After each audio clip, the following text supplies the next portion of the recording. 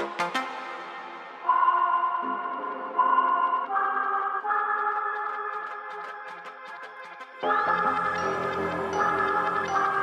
not gonna lie to you kids, it's a fucking jungle out there. Keep your head on tight, unknown brain and mind me, baby, let's do it.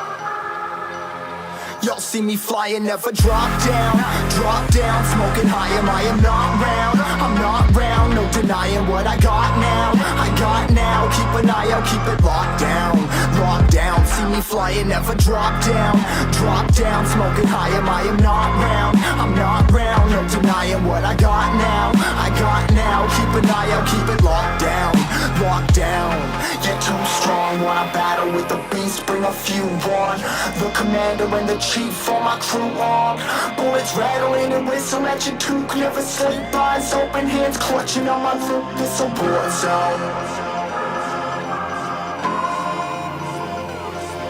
It's a war zone. Yo, this a motherfucking war zone.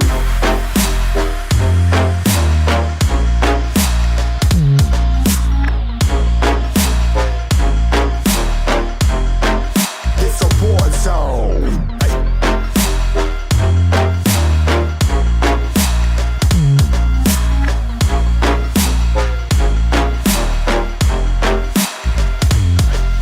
Feel the impact, yeah, break it open, leaving nothing f***ing intact. Hey yo, you been hacked, you're safe, hard in, but I found it, homie, been cracked. Hey yo, we been back, your band stacking, see you flexing with the thin stack. Hey bitch, you been whacked, I kill 'em all, feel a motherfucking impact.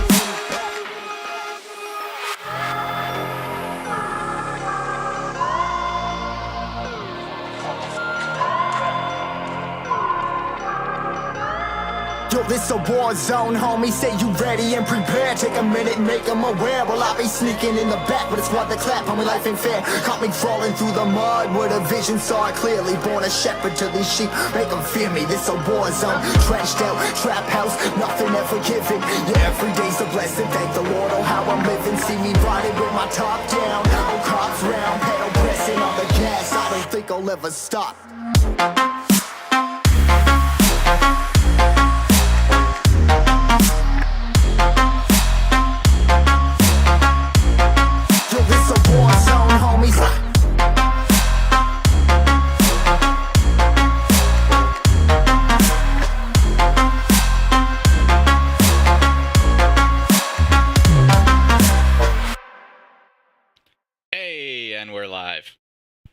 Okay, we are live. Cool. So wait, that didn't go through. Say something really quick. Hope you didn't just mute out. Oh, okay. You did good. You're okay. You're good. All right. Welcome back to Canna-Talk ND Season 2. I'm gonna take a wild guess and say it's episode 13. Sure. It's an episode. That's all that matters. It's your once a week podcast for the latest in cannabis, local, and national news. Every Sunday, we usually start at 7:30. It's 7:45 because I didn't like the thing wouldn't work. But typically you go for an hour to an hour and a half. My name is Phil. I'm Anthony. And yeah, welcome to the show, everybody. Okay, we'll do that. There we go. Yeah, so welcome back to the show, everybody. If you guys like these kind of podcasty, newsy type things, which you probably should, because that's most of the things that is on this channel, you can listen to KRFF, Radio Free Fargo, on 95.9 on Thursdays from 4 to 5 p.m. With Greg Wilson. And yeah, he does a really good show. We don't really overlap on news, so everything you see here, well, sometimes he'll cover it if it's super important, but we don't really overlap on news. So you basically get all of the news in 2 times a week, basically. So that's super awesome thing about it. Before we get into it, apparently this is a thing that I must be doing. News. This show and Canna-Talk ND is about news. And the reason why I apparently have to say that is on, so yeah, so basically, we got a bunch of emails. It was in 3 rounds.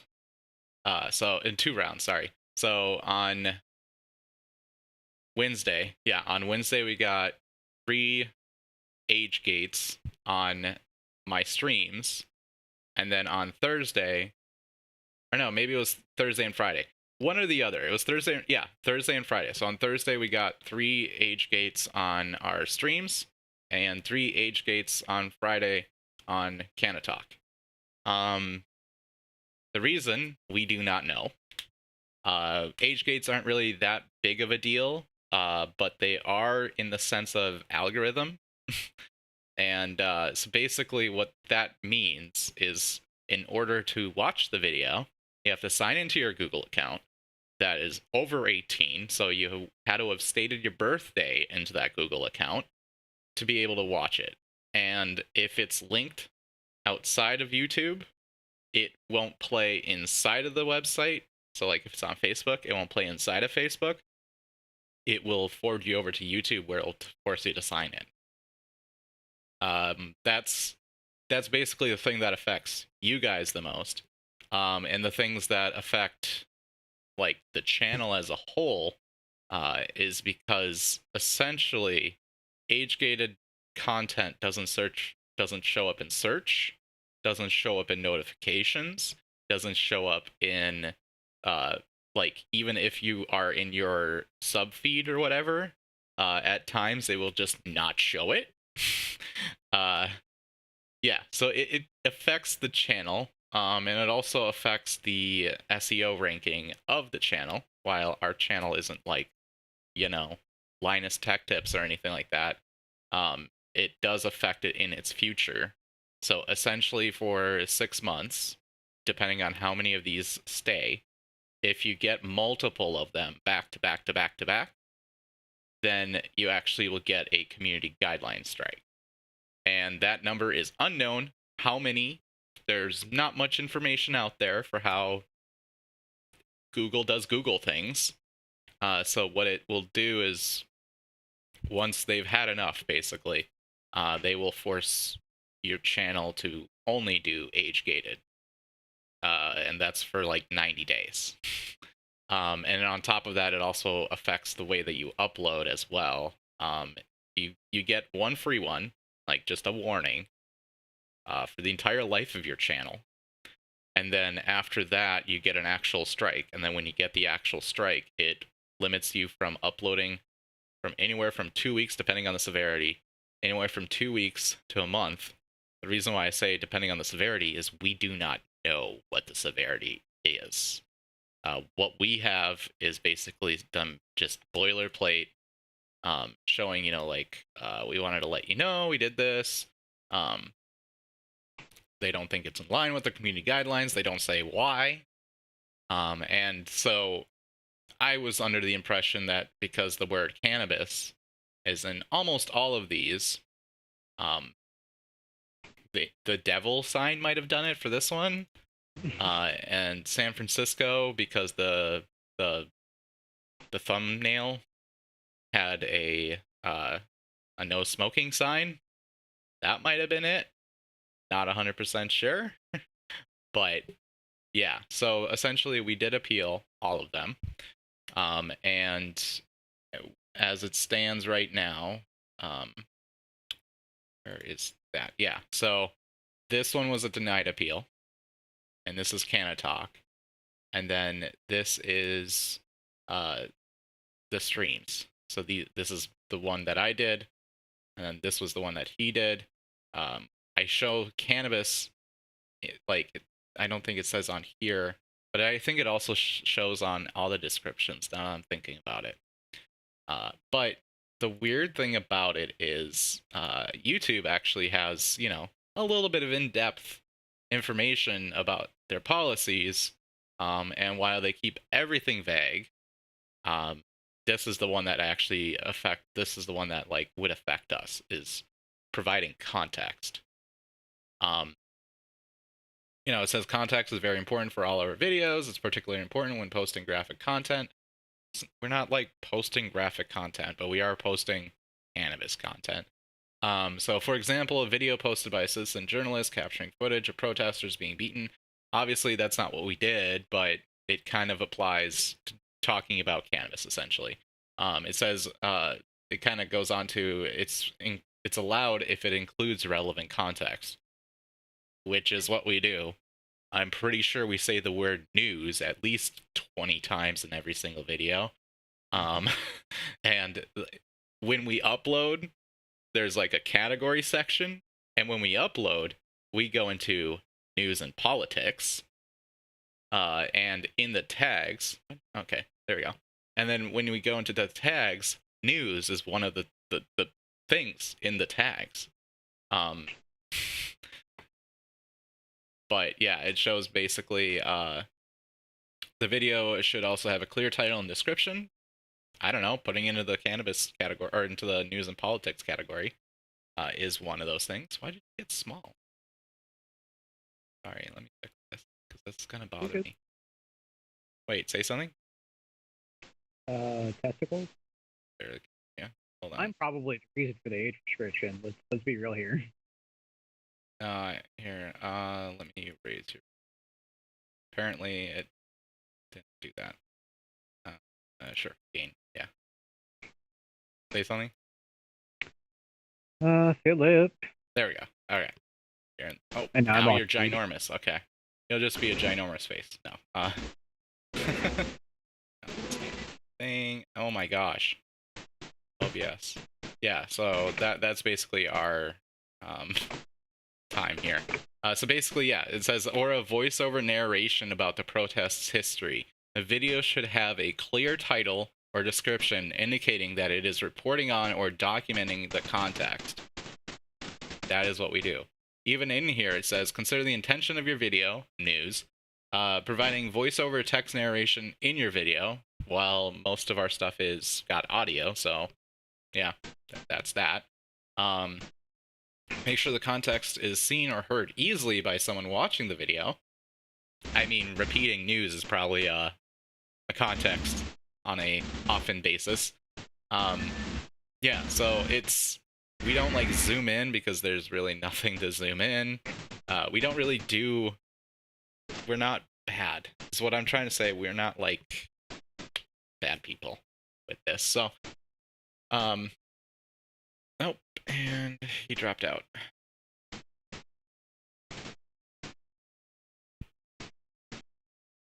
Well, I guess he dropped out, so, yeah. That's basically the age gate thing. It's not a big deal. Not super worried about it. It's just, yeah, it's just annoying. So all the appeals have gotten either accepted or denied.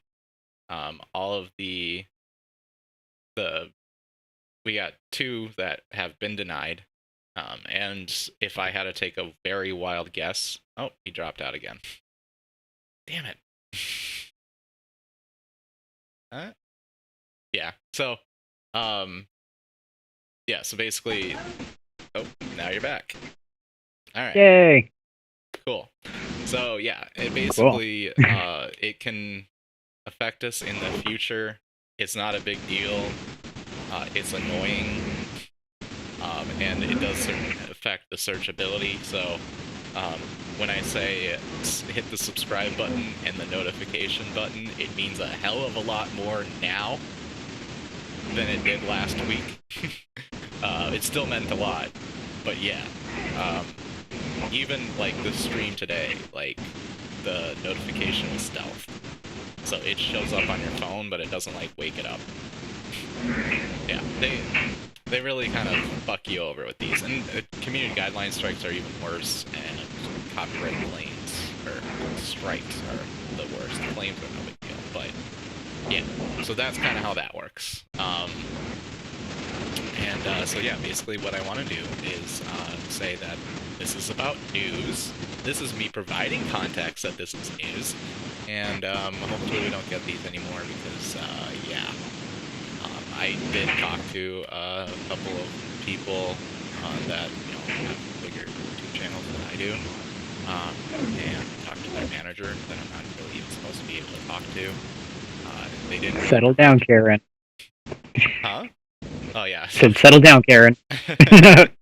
Yeah, no, I know a couple like bigger YouTubers, so like I'm like, hey, can you help me out here? And, yeah, didn't really get that, but He knows. yeah, and basically they can't give me the exact reasoning for it. They can say that it was the context issue, and that's kind of what we did. There's a couple things that I can do to make it better, and that's basically what I'm going to be doing. So, yeah, that's my statement on that. Oh, and I also sent a very, very mean tweet thread to YouTube, so I got that off my chest. We need to get you the haircut, or at least a wig. How fucking great would that be? Send a picture to him of you in like a Karen haircut wig. Yeah, I don't know. I don't think I can go with platinum blonde. Is it platinum blonde? I think it's platinum. I think so. Yeah, and it's like the V, like where you have the V right here or whatever. Yeah. You know. But yeah, so there's the T. I don't know, drama. There we go. And in more drama, there was this is okay. Let me preface this. This does not matter if you are pro-Trump, con-Trump, or against Trump. If you think the election was rigged or whatever, this has nothing to do with that. But I found this funny, so I'm going to mention it. So there was a lawsuit out of Texas, and it was like a Supreme Court case that they were trying to get into. This is like, why is it resizing you over and over again? OBS really needs to like figure out their shit. I'm digging my camera though. Like the quality of reflection on the glasses. Digging it. Yeah. All right, you're just gonna be that big now. So 2 states that did not exist before the well, they claimed it existed. Basically, two new states have decided to join a lawsuit and validate the votes of 4 states. And they call themselves New California State and New Nevada State. They filed a brief in the Supreme Court case, and basically they say Texas brought against Georgia, Wisconsin, Michigan, and Pennsylvania, and they had filed it with an attorney by the name of Robert E. Thomas III. He is an attorney that has an address listed in Nevada, and is also a member of the California State Bar. He told Insider in an interview, New Nevada and New California were new states in waiting, and that each was a registered 501c4 organization attempting to form a new state using the proper constitutional process. He said the states, like Pennsylvania, administered their elections in a way that was arbitrary and capricious. He told Insider that he was the chairman and council of New Nevada and the council of New California, and that he was representing the latter on the behest of Paul Preston, who is the president of New California. So they already have a president, and I'm guessing it's president of the board, but yeah, so they've added a lot here. I was gonna say, just you reading this off is just fucking wild, beginning to end. Yeah. The Supreme Court, his brief argues that New California State and New Nevada State have a right to fight the actions of Old California State and Old Nevada State. And because of how the November election was administered, New California State is all of California except the LA Basin and the San Francisco and Sacramento metro areas, which is states that are the parts that I guess lean to Trump. And New Nevada is all of rural Nevada except Clark County. So essentially, I just have a very important question, and that is, how many electoral votes does New California have and New Nevada have put together? All. Just all of them. Yeah. Whatever all equated to, that all.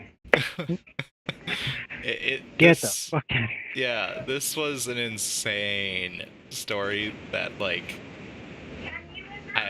it takes some balls, though. You gotta say that, like, this lawyer Yeah. has got some balls to do that. Like, I'm impressed. Like, yeah, the nuts of a guy to not only come up with this shit, but to walk into an actual courtroom. Yeah. What? Oh my god. To file a brief. First of all, okay, so lawyers usually have, like, what's it called? People that are in law school and are doing, like, some hours to get. Oh. I know what you're saying. Give me a sec. Yeah, so they have those people. So essentially, this lawyer went up to his assistant and was like, hey, I need you to write me a brief talking about New California State and New Nevada State. Beth came in with it. Paralegal, there we go. Yeah, so they came in, had their paralegal write a brief to the Supreme Court, which is the highest court in the U.S. Like, I can't imagine. For real, just the sheer huevos you have to walk in and do that bullshit. Oh my god. So, yeah. Unfortunately, you know, they, I don't know, I guess it depends on who you are. Fortunately or unfortunately, they were unable to be successful in their Supreme Court case. But we wish them the best of luck of seceding from the state. Oh, and there's even one other story on top of that was happening during this. A representative of Texas, I think he was a senator, had also called for seceding from the United States and creating their own, like, country. Yeah, that's the only option for secession is you're becoming your own country. Yeah. So they're working on that too, apparently. Obviously, I don't think that's gonna obviously happen, and it's just a funny story. No, there's clauses. Like when it actually became part of a union or whatever, there's a clause in there that you cannot secede. Right, yeah. But yeah, I agree with that. It'll be interesting. We wish them the best of luck. That's what I'm trying to say. And yeah, good luck with that.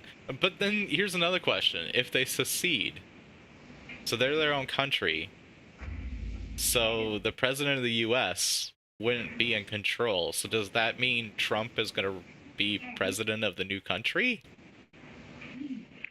Okay.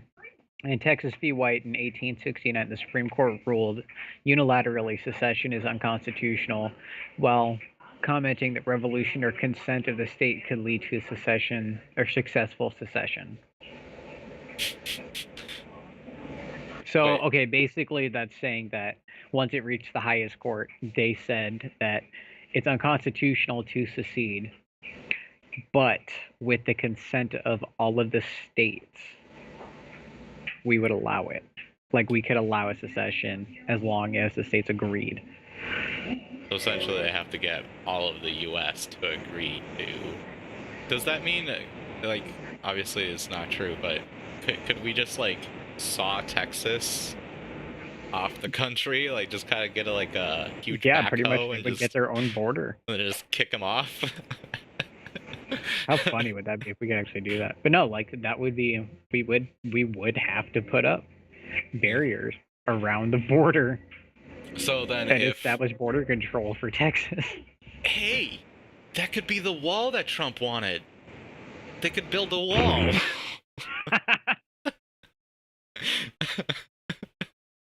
Wait, then that would mean the U.S. would pay for it. So, don't build a wall. Okay, we're paying for it anyway. Yeah. I love that to this day. Well, he's gonna build that wall. You mean that wall that he said Mexico's gonna pay for? We are just half of that wall. We are, but like half of the contractors stole the parts of the wall. That was the story. Yeah, did you see the fucking part of like some Mexican nationals? They could slip through the goddamn thing. Yeah, like literally just sideways, right through. I think they had a contest Yeah. So it was actually a U.S. citizen ran like a contest of speedrunning jumping the border. Like one of them climbed, but no, there was another story a while back ago when they were working on a part of the wall. Um, the the Mexican federales had reported that there was an entire neighborhood that had stolen like all the construction equipment and all the construction stuff from the wall. And they were like building fences with like the slats and stuff like that on their own property.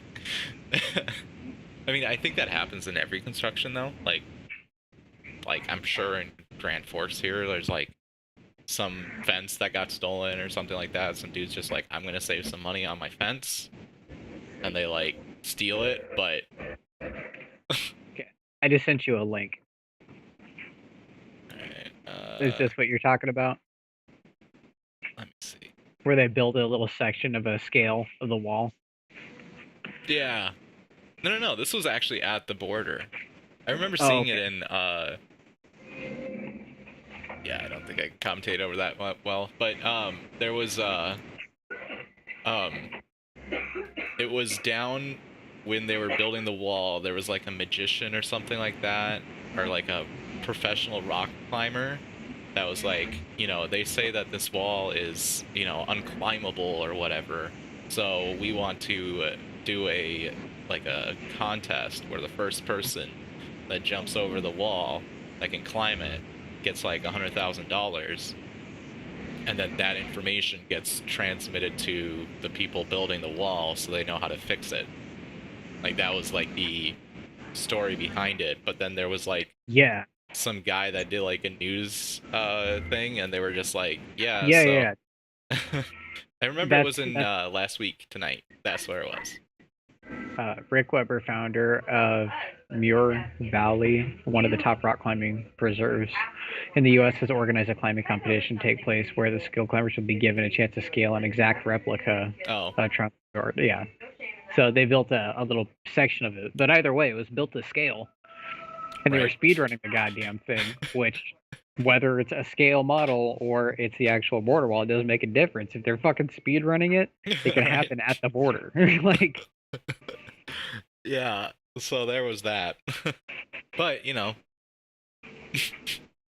so there's that story. So back to cannabis stuff. This show is going to be a little bit everywhere. We all need cannabis in our lives because this is the reality of our lives. 2020 is an actual thing, and I genuinely believe cannabis can cure. Can cure 2020, yeah. Jesus, right? It would calm us all down. We'd be fine. Fucking crop dusters. Right. Well, they do that when they destroy like a bust. Like they have, the inventory, or not the inventory, but like the evidence lockers. Yeah. After so many years, they will do like a bonfire, and that's how they teach new cops what weed smells like. Like they'll do like a ginormous bonfire. Like I knew they did that, but are you fucking with me? Well, that's how they teach them. Yeah. Like that's literally. You're fucking with me. I mean, okay, cops have been trained in such weird ways. There's another one where they were trained that like somebody's tongue being green is them having smoked. Oh yeah. No, I heard about that. So they get That's treated like the equivalent of me saying, "All right, fellas, here's a straw. Here's a table of cocaine. You guys need to know exactly what the stuff smells like in detail. Don't let me down." Right? So feds sent out a warning to the federal employees, so federal workers just across the board, that despite their state being legalized, it is still illegal. There's a memo that was sent out. While several states have made changes to their state drug laws during this year's election, I would like to reiterate that there have been no changes to the drug testing panel under the federal drug-free workplace program, which was an executive order probably in the 80s, and will continue to test for Schedule 1 and Schedule 2 controlled substances at the established cutoff levels listed in the mandatory guidelines. And so, you can obviously tell that it's like, hey, like, even though it's legal, like, you can't smoke. It also kind of also, like, in the past, they're still subject to drug testing of controlled substances, regardless of the level voters. And the SAMHSA, which is Substance Abuse and Mental Health Services Administration, sent that warning. But they also, in the past, when the Farm Bill had passed, were also warning about CBD. So CBD... I remember that. Yeah. So CBD actually does have some THC in it. You can get isolate, so there's no THC, but it also will have 0.03, I think is the limit. But if you dose it enough times, you technically could, but I think it would take a lot, because that's like a lot of... I think, what is the... Let me see. It's 0.03 or 0.3. Yeah. There's a 3 somewhere involved here. Here we go. This is their marijuana metabolites is 50 nanograms per milliliter in the initial test, and then during a confirmation test, it's 15. So it's, I mean, it's pretty low, but I do remember that there is a way that you can figure out kind of where you would be. And yeah, so basically you'd have to drink a lot of take a lot of THC, whether you do it underneath your tongue or use the balms or whatever. But yeah, they were talking about that. I don't really know anybody who's tested positive, but I know people who work in the federal government, and they will always do the isolate because CBD helps them, but they don't want to test positive. So they proposed a notice of proposed rules to expand workplace drug testing programs by allowing federal employers to continue, or they later in September had sent out a memo saying that they wanted to do hair samples and analyze those for illicit substances. Hair sampling can go back way further. Okay. I guess that's a thing that happened. What happened? My light died. Oh, because I was running it off the thing. Okay, whatever. I don't care. So yeah, they were going for hair testing, and it has several benefits, they said, when compared to urine, including directly observed collections, ease of transport and storage, increased specimen stability, and a longer window of drug detection. So they were trying to do that, but obviously that hasn't gone through yet. But they seem to be really, like, trying to crack down on this. So, yeah, it's kind of interesting, and it's also kind of scary at the same time, the fact that they want to go into hair testing. I don't know any place that does it for, like, a requirement, but I do know it's an available option, and it can go back like 90 days in a hair sample, and it's at a lower cutoff level too, because like if you do anything actually, even like the shampoo and stuff that you use, it leaves behind like residue, and when you like sweat and stuff like that, it leaves the residue on the hair. But depending on how long your hair is, it can actually figure out like when and how long ago it was based on like how often it grows. But yeah, that's kind of what they were shooting for. Obviously that hasn't happened yet, but that is a interesting little insight there with that. The idea of follicle testing always really tripped me out.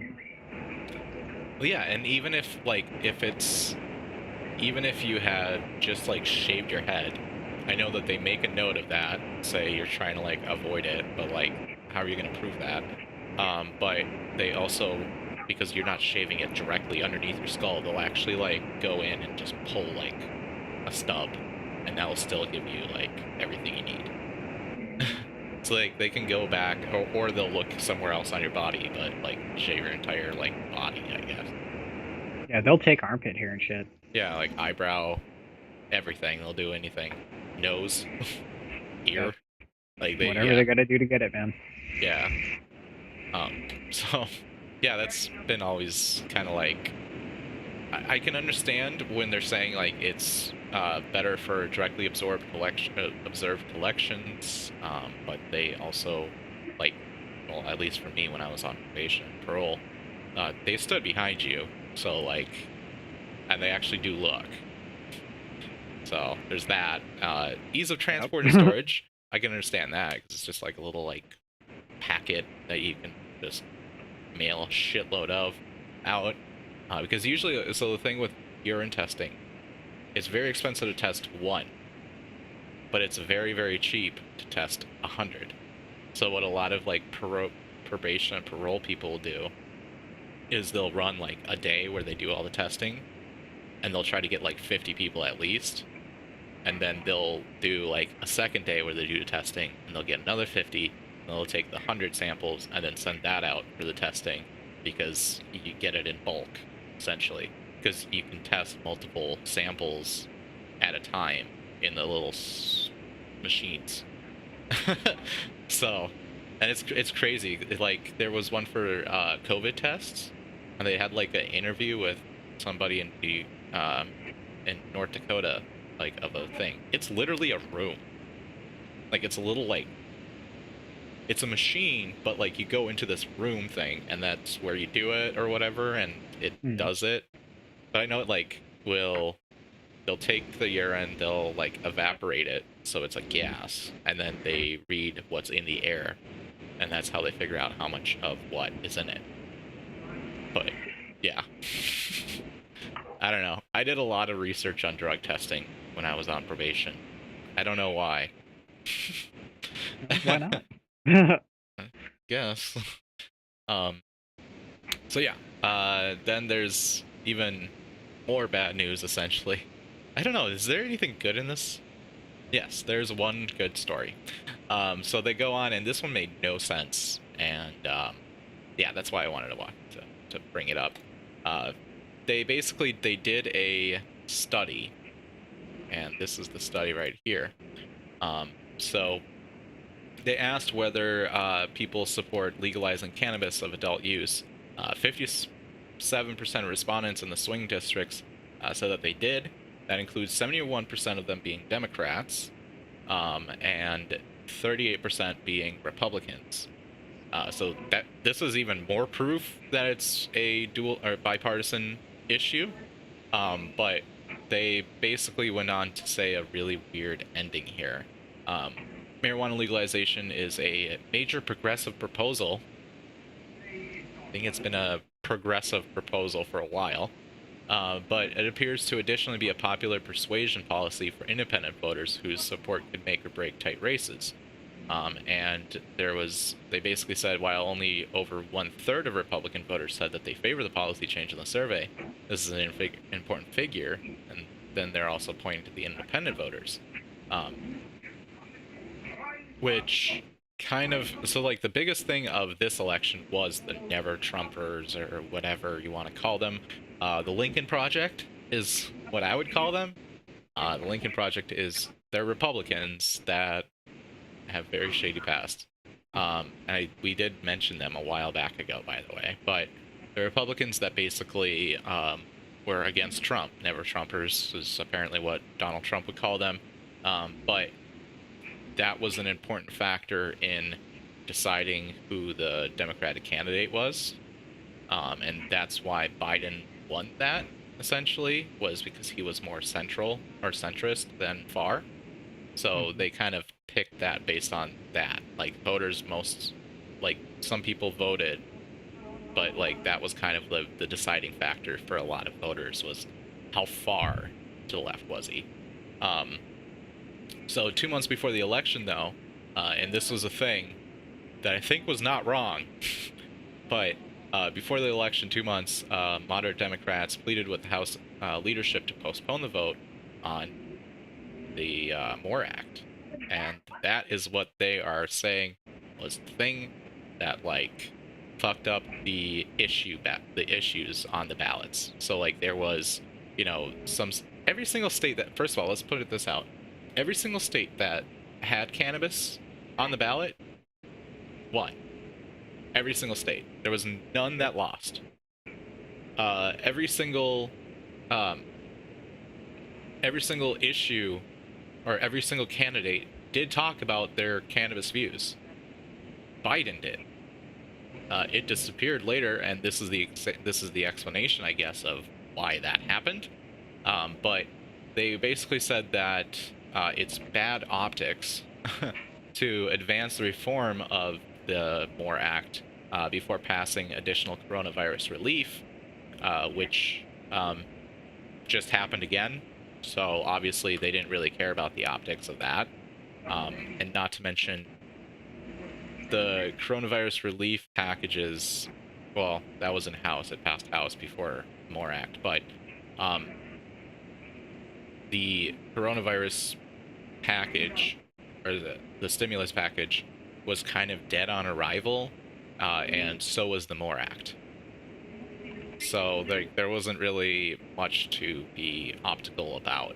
But basically they said that this thinking is what kind of lost a couple of Democrats in the House. And that's kind of where we saw, how many seats in the House? I think it was 5 seats were lost. Yeah, so like they had all of those seats lost, and that's kind of what they're blaming that on. I don't know how much I believe of that, but this is kind of like this story. And I think I do political studies too, like as far as like I don't run them, but like I fill them out.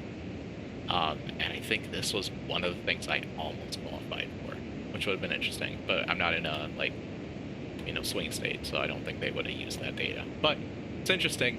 And the fact that while it's not 50% or anything like that, that it's showing Republicans do support it is bipartisanship in a nutshell here. So I would say that this is a very good outcome. I'm not sure where they're coming up with the reason why is because, this didn't pass in time. I can get that, but I also don't understand how they correlate coronavirus relief with the MORE Act. There was a lot of other bills in House, too, that passed. So obviously it wasn't only about that, but yeah. And, if you're wondering what the MORE Act is, the MORE Act was basically a cannabis bill. It would deschedule, I'm pretty sure it would deschedule cannabis, and it would also expunge this is federal, by the way, it would expunge cannabis convictions from everybody retroactively, and I think it was some certain year. But it would federally deschedule and get rid of convictions, and the descheduling would also be retroactive, but states also have to kind of fall in line with that. But I'm sure if it passes Senate, shocker, it's not going to happen. But, well, it could. It very well could.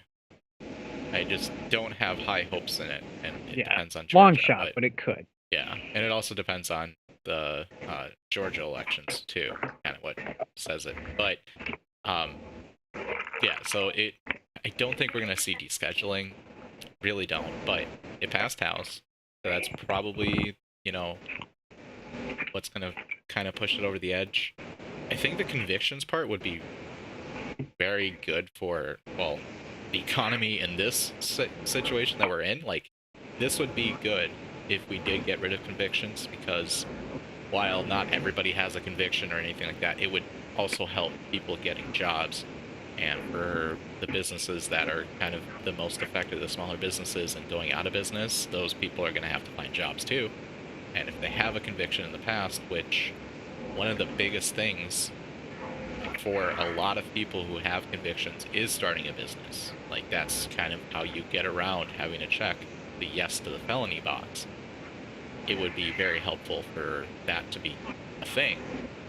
So it would also affect coronavirus or the coronavirus relief packages. So that's why I don't understand why it was bad optics. But so that's kind of what it was. But prior to the passing vote, a very interesting thing happened. Arizona Republican had wanted to add a language that would clarify an employer may test an employee or applicant for cannabis use to ensure workplace and public safety. So they wanted to make sure that workplace thing is a thing, which failed, by the way. 218 to 174, and one member voting present. But basically, that would have made essentially workplaces pick if they're pro or against cannabis, and yeah, wasn't a great idea. But they go on to say, Jim Jordan also, I kind of just looked through the whole entire thing, and this is basically what I saw, but Jim Jordan repeated his criticism of Democrats, and he said, make sure I'm in the character here. This bill is not enough just to legalize marijuana. They want taxpayers to pay for it. The bill sets up a grant program. That is the Marijuana Business Infrastructure Bill. Those stoners. That's kind of how he talks. And to that, all I have to say is, so there is something that you won't turn a blind eye to. If you don't get that one, just look up Jim Jordan. Yeah, there's a whole documentary about it. There's trucks in Ohio driving around with this like video or whatever. But yeah, basically he goes on to kind of bash it. Obviously he didn't vote for it. But if we want to see who did vote for it, we can look here. Let's take a very, very quick poll here. On the issue of the MORE Act, how would you say the U.S. Senator for North Dakota would have voted? Oh, against it, I'm sure. Yeah, that's kind of what he did. But at least he voted. There was, where was the people who abstained? Yeah, so there was 34 Republicans and 4 Republicans that abstained. But they also weren't present, apparently, so, yeah. But, you know, you can look up all these states and everything like that if you want to look it up. There is that. So if you're in another state and you want to see what your U.S. Senator is thinking about the issue, it's right there for you. But yeah, so basically it passed 228 to 164. The problem here is, so obviously it passed the House, now it has to go to Senate, and the way that Senate is leaning right now, first of all, McConnell, when it passed, said that he is not bringing it up to the floor. So yet another bill that just kind of chills on his table for the rest of his life. And B, it will, since it's Republican leaning, Democrats in Senate are going to have to be able to tilt the tables a lot to get Republicans on board. And if we look at just the House's views, there was more people that didn't want to vote than actually voted yes. So yeah, it's kind of going to be a lot of work, and that's why I highly doubt that this is going to pass Senate. I know in the past that a lot of people, when they were all excited about it and everything like that, they were saying, yo, it's because we wanted people on paper to see like where they stand. If you don't know how somebody stands, you can look at their history, and that would give away if they're pro or against cannabis. I know some sites that also have like scorecards, Normal has like a scorecard thing where they kind of look at all of the bills that they pass and when they relate to cannabis and kind of what their stance and statements were. But yeah, I don't think this is just more of an exercise of just wasting time, to be quite honest. Obviously it had passed through House, but it might be better that it sits on McConnell's desk for a little while. But it's also a card that he can play now if Democrats are saying, you know, he's he's lazy, he's not bringing bills up, blah, blah, blah, you can be like, okay, well, fine, I'll just bring this up. And, yeah, and kill it. It's better that it stays on his table because it's on life support at that point. There is the Georgia election, if that goes through, and based on what the Georgia election news has been, Republicans are telling people that don't vote. Take a second to let that sink in. Yeah. That's where we stand when we knew that politicians haven't been really looking out for the interest of the people that put them in office, but like people keep putting them in office. Yeah. Like that fucking dude, Purdue. Is that Georgia or is that like a Carolina? Oh, that Purdue. That name. Because his opponent right now is just fucking eating him alive. I think that is Georgia then. And it's like, we're talking like shredding this dude. This guy feels so entitled. Purdue feels so entitled to his seat in the Senate. He's not doing debates. He's not doing nothing. He has done nothing. That was the guy that didn't show up. Yep.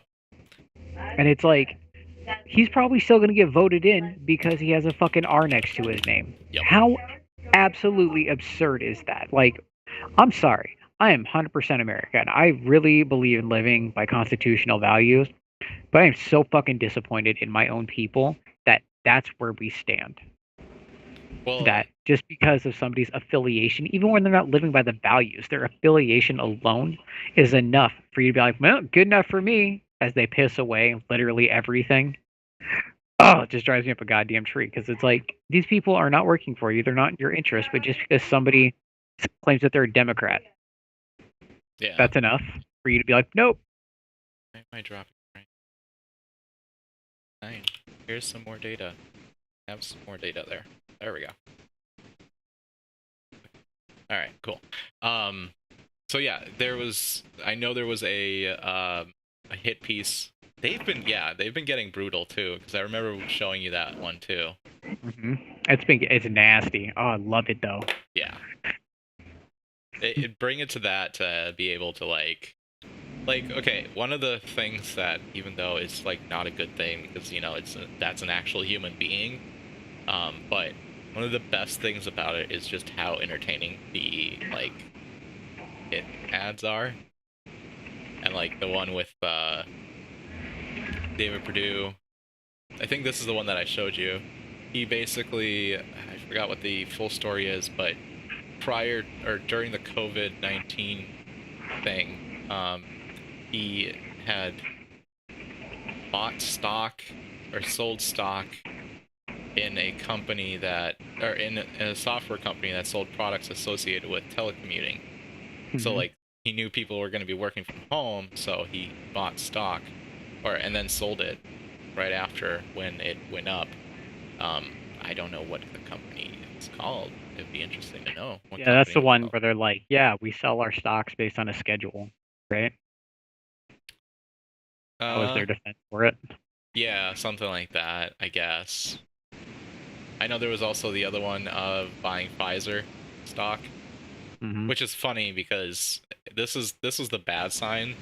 Like, this is what pretty much did it in for me as far as before. So, I guess I'll make this one clear. When it comes to vaccine for me, I don't think you guys care what I think with the vaccine. I don't really do.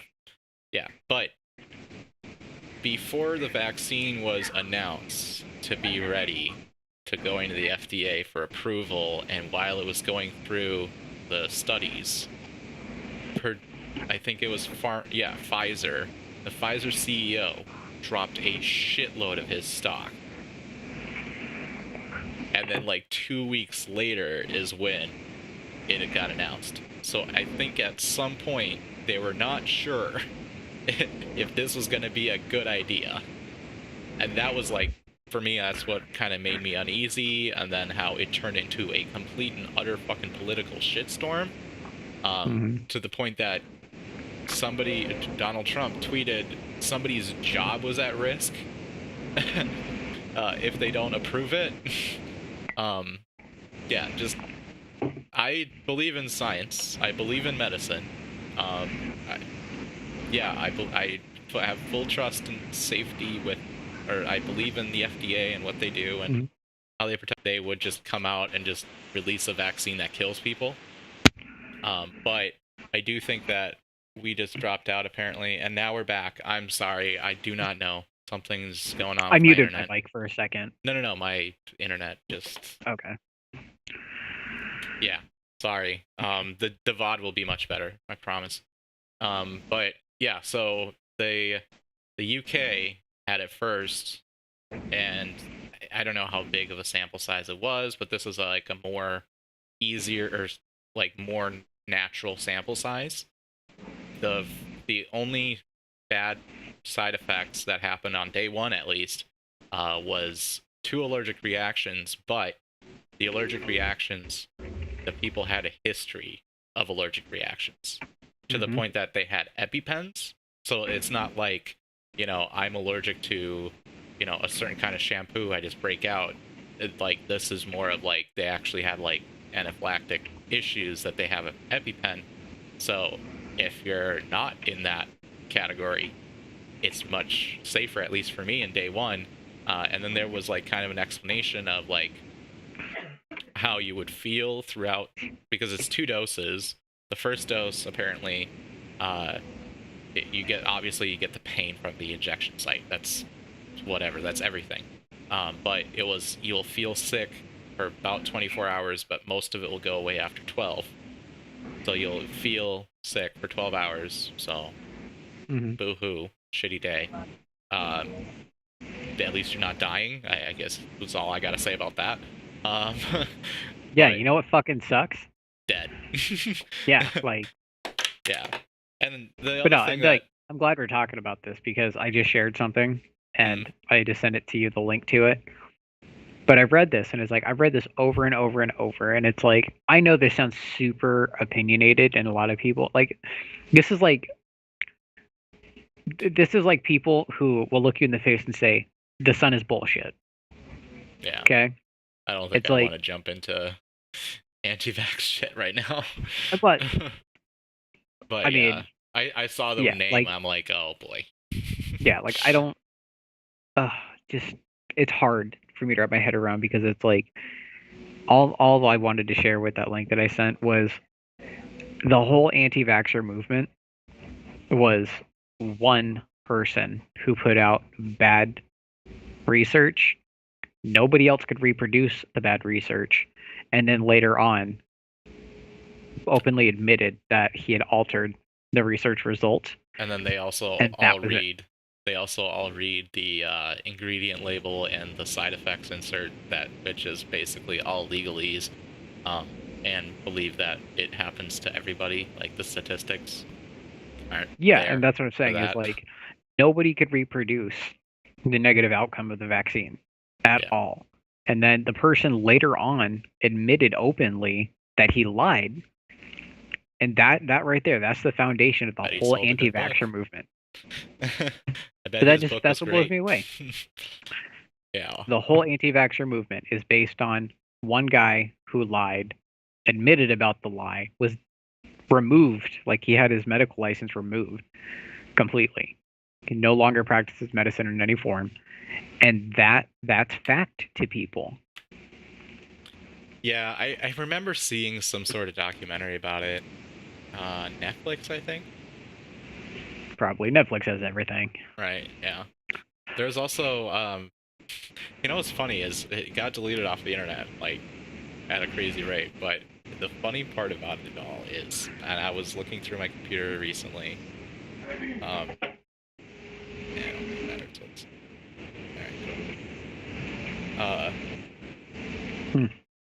Oh, I don't have the thing up. You guys remember this chick? Oh, Jesus Christ. I didn't even remember I had that. But, yeah, so, that was, I think that was that wasn't like a vaccine, but it was like some sort of very close cousin of it. But, yeah. It's funny because, like, the first week it happened, it got just torn to shreds. But like the people who wanted to believe in it, they wouldn't listen, so they continued to spread it. And that I think that basically kind of covers the whole how anti-vaccine movement works. There might be something that sounds shady, that sounds, like really bad, because anything that you can hear, you can dramatize and make it sound worse.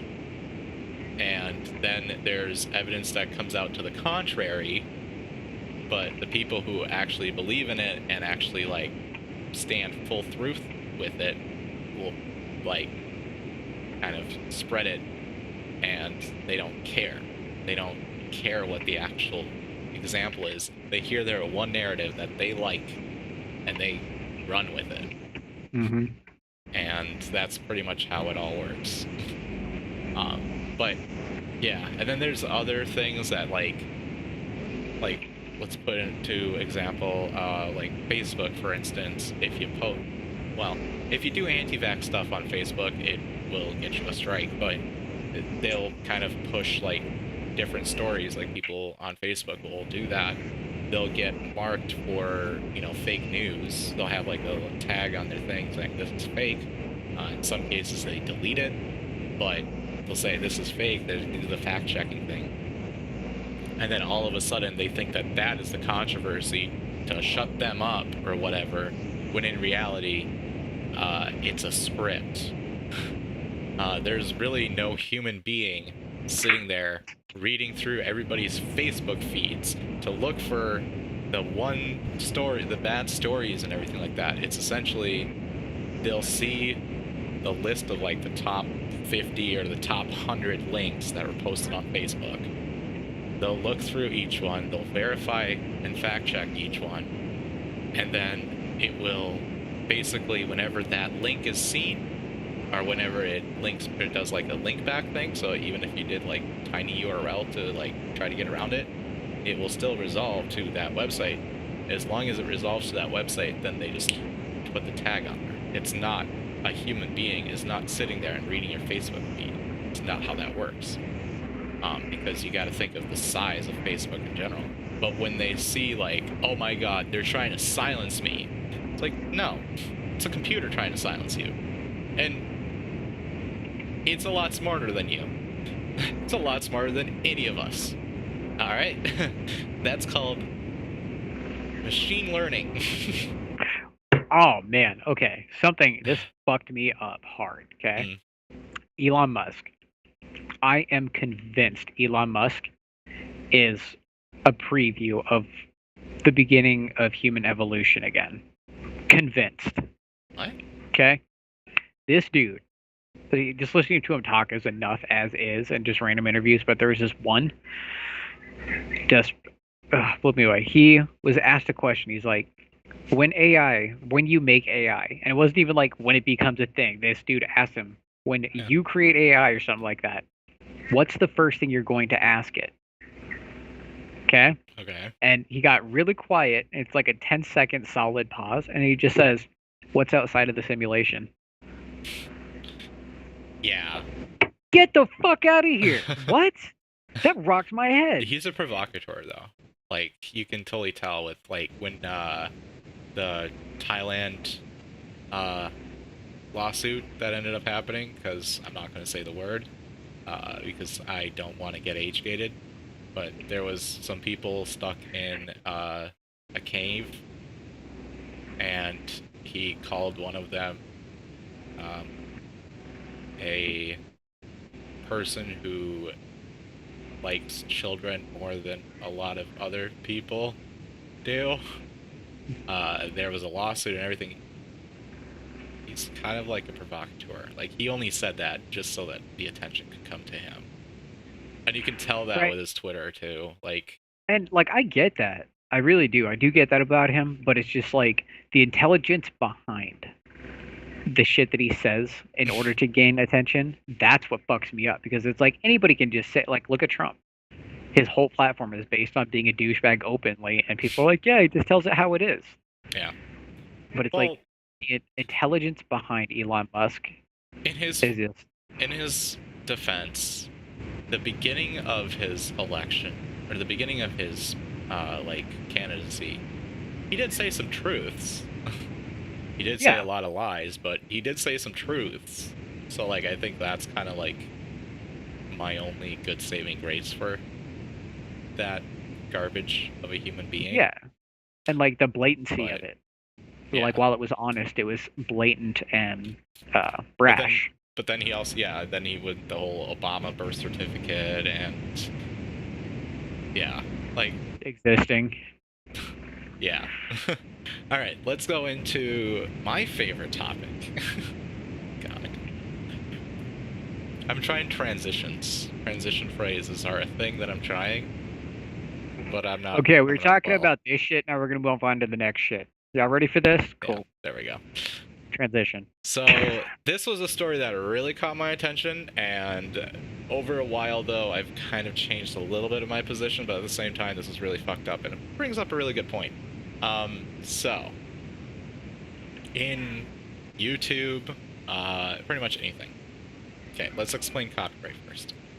A copyright is if you make something, you own the copyright to it, as long as nobody else has made it before. So, for instance, this video.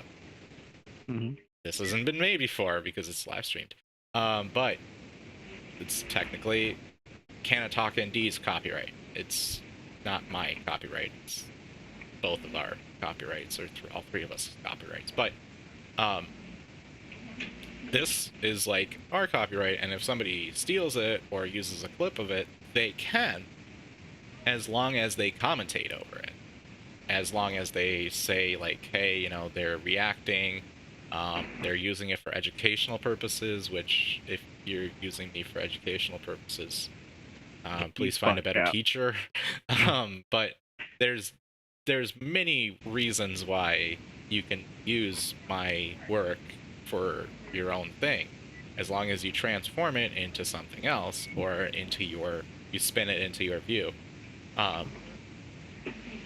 That falls under the Digital Millennium Copyright Act. The Digital Millennium Copyright Act, and I need to make sure I get this year right, is a law from the 80s, I want to say. 98. Yeah, it was enacted in October 28th of 1998. So it has different, like, reasons of, like, what you can do. Huh? Oh, did you drop out for a second? Like everything just stopped and, like, really stuttered. Yeah, I don't know. I think it's both of our internets, to be quite honest, but... but CSI, get your shit together, alright? Y'all have really, really been taken lately. My internet's been fine, surprisingly, but, like, my internet's always been fine. I don't know. Anyway, so in DMCA, basically, there's, like, fair use protections and the different reasonings for how you can deal with other things. So, like, if like, somebody just downloaded my stream and uploaded it to, like, Facebook, for instance, I send a letter to Facebook, and then they're the ones who actually take it down because they are the provider. And that's kind of how that works. The platform is the provider, the user is the infringer. So I tell Facebook, hey, this is mine, this is my proof for it, and blah, blah, blah. And they take it down, and they send or they don't take it down, they put it on basically a hold. They first ask me what I want to do with it. I say, like, if I want to take it down or whatever, or if I just want the money from it, I can take that. That's on YouTube World, though. But I will say, like, you know, they have, this is my thing. And then they send a letter to the user. They say, this is not your thing. Is it true or is it not? Then they say, you know, you're right. It's not my thing. I'm going to take it down. Otherwise, they say, yes, it is my thing. And then technically they have to take me to court, or I have to take them to court. That's how that works, right? It's a very broken system. In wonder what year this study happened. Google looked at New Zealand's Copyright Act, and California academics Laura Quiller and Jennifer Urban, based on data from the Chilling Effects Clearinghouse, they noticed that takedown notices targeting a compelling business made up over half of the actions Google has received. So essentially what they're saying is, and they also said that more than 1/3, 37, were not valid copyright claims. It is something that is a weapon that a lot of people use in multiple different reasons. So some of them will just be like, hey, I got fucking lambasted here, so I don't want that up there because that's going to make me look bad. So I'm just going to send out a copyright notice and hope that I win. There's other ones where they will basically say, you know, you didn't commentate enough on it, and then you have to prove that. Other times they just don't like that community or whatever, and they just want it gone.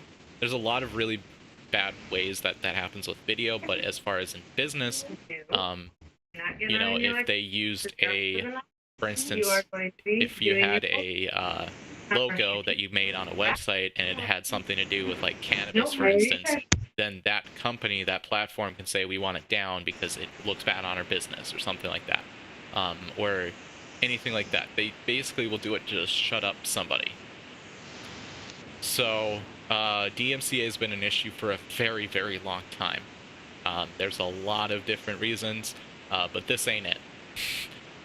So a North Carolina representative believes that law enforcement should be given effective tools to combat unlawful copyright use, and this is kind of where it kind of got blown out a little bit out of proportion, but they said that any streamer or creator who shares a song, album, or an unauthorized video clip in a commercial setting should face a felony offense and possible prison sentence.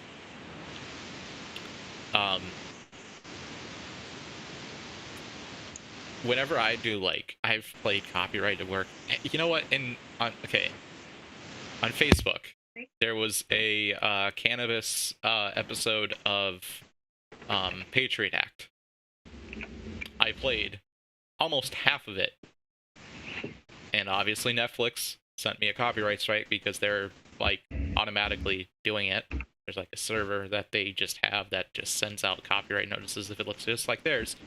And then I fought that because I commentated over it, and every single time I do anything that I know is copyrightable, or that there is a valid copyright to, I will basically say, hey, I'm commentating, it's fair use, blah, blah, blah. Now, obviously, I don't think that the copyright holder is going to be watching it, but what I do know is that if I do say it in there, then it's a lot easier for me to prove that it was done in malice if it's somebody who's actually just trying to strike my shit for no good reason, or just trying to take the money from it. There's no money, but there is advertising that they can still run.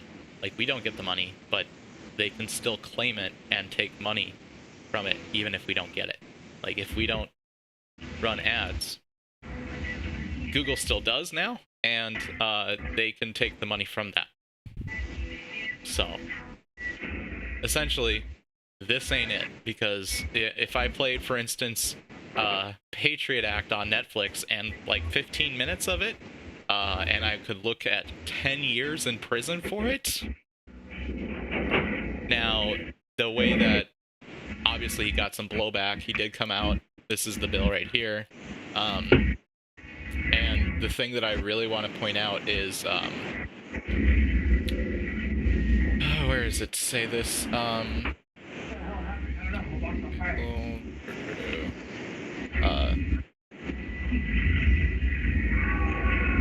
Is primarily designed or provided for the purpose of publicly performing works protected under Title 17 DMCA by means of a digital transmission without the authority of the copyright owner or the law.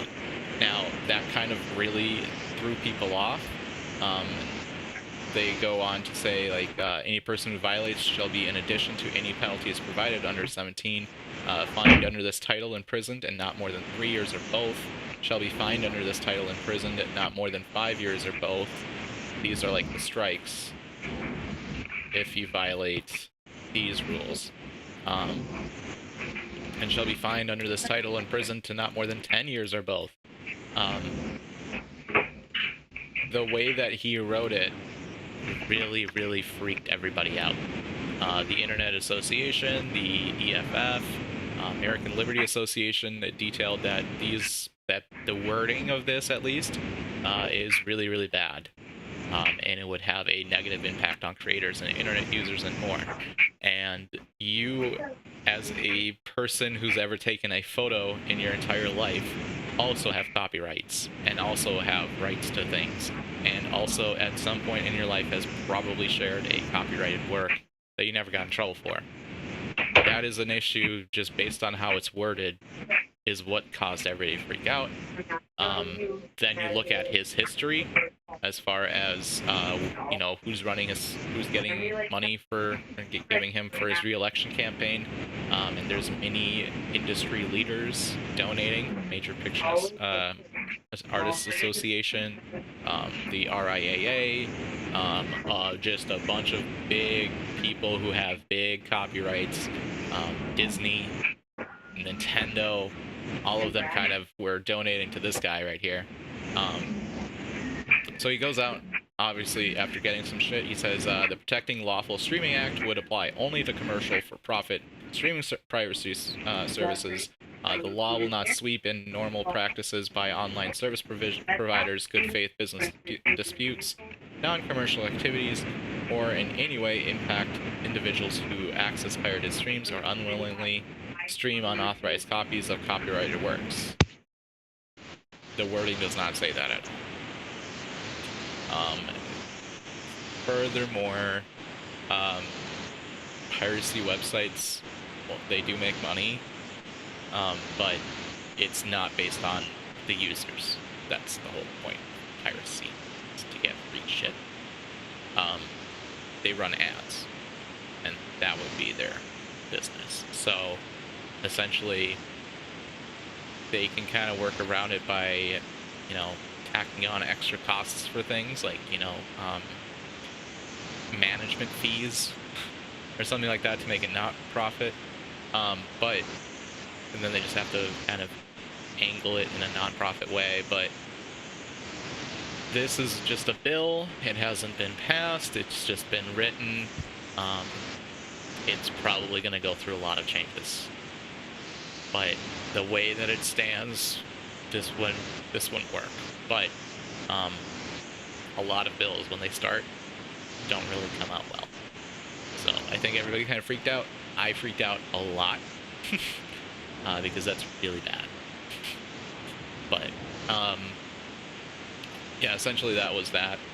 But I do have to say, copyrighted works are DMCA and all of that is actually kind of a very difficult issue, because it's kind of being used for abuse, and it's also being used to protect their copyright. But, like, for instance, Nintendo recently, there was several things. There was a streaming competition earlier that got shut down because Nintendo didn't want it. There was a fundraiser for, like, Joy-Cons to the Nintendo Switch, and the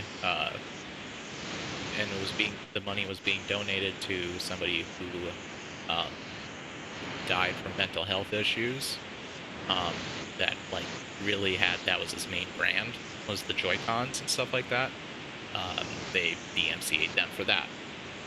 DMCAs are used pretty much to just shut people up, and that's basically what most people use it for. There's other situations where, like, if I just decided to put on a movie and just stream it on YouTube and, whatever, that obviously would be happening to me. But, like, when it comes to people creatively using copyrighted works, it's most of the time just to shut people up.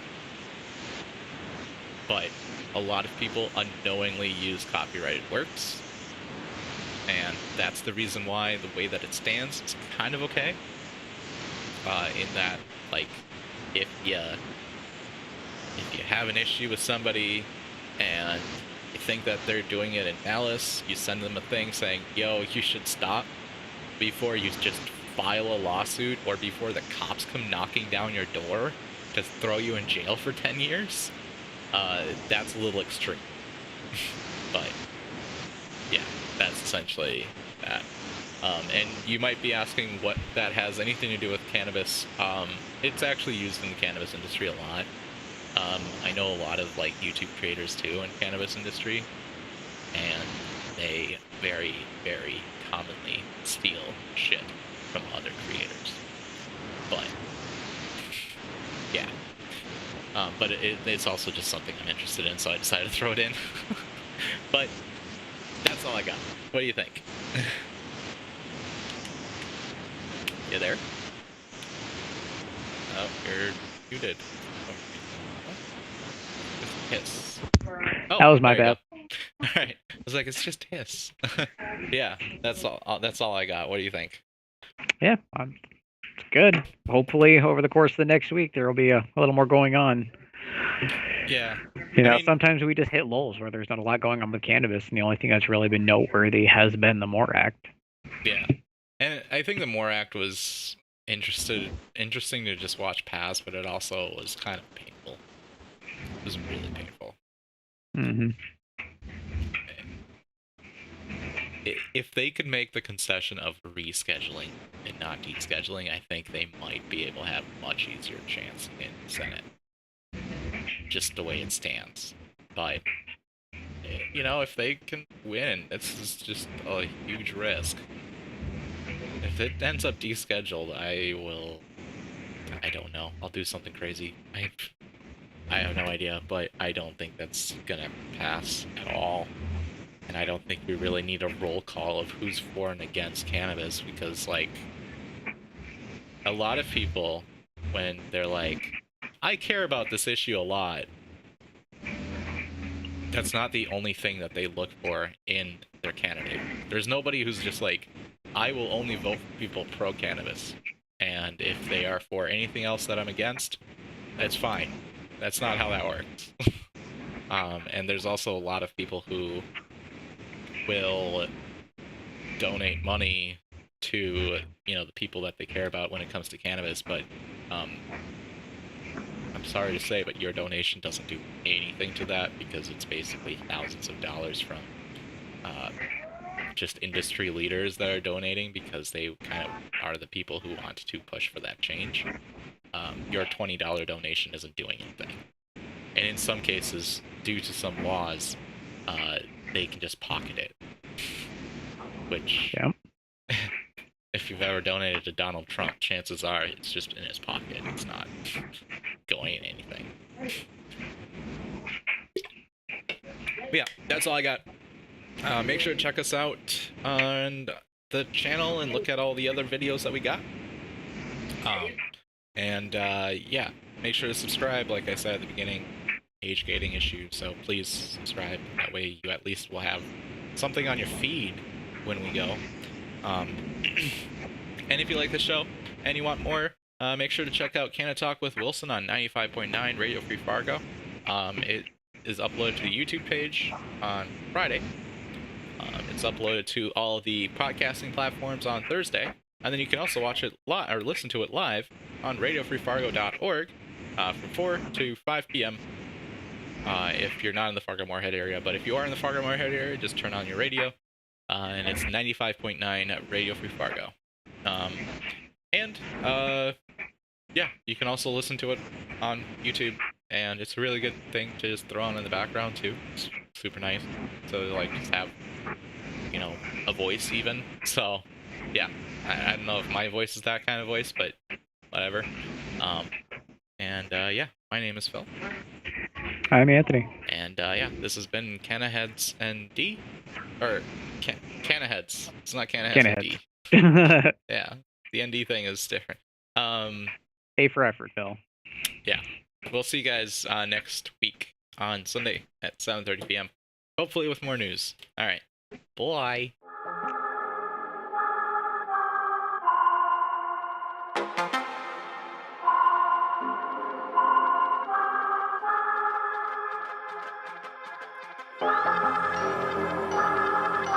Yeah, I'm not gonna lie to you kids, it's a fucking jungle out there. Keep your head on tight, unknown brain and mind me, baby, let's do it. Y'all see me flying, never drop down. Drop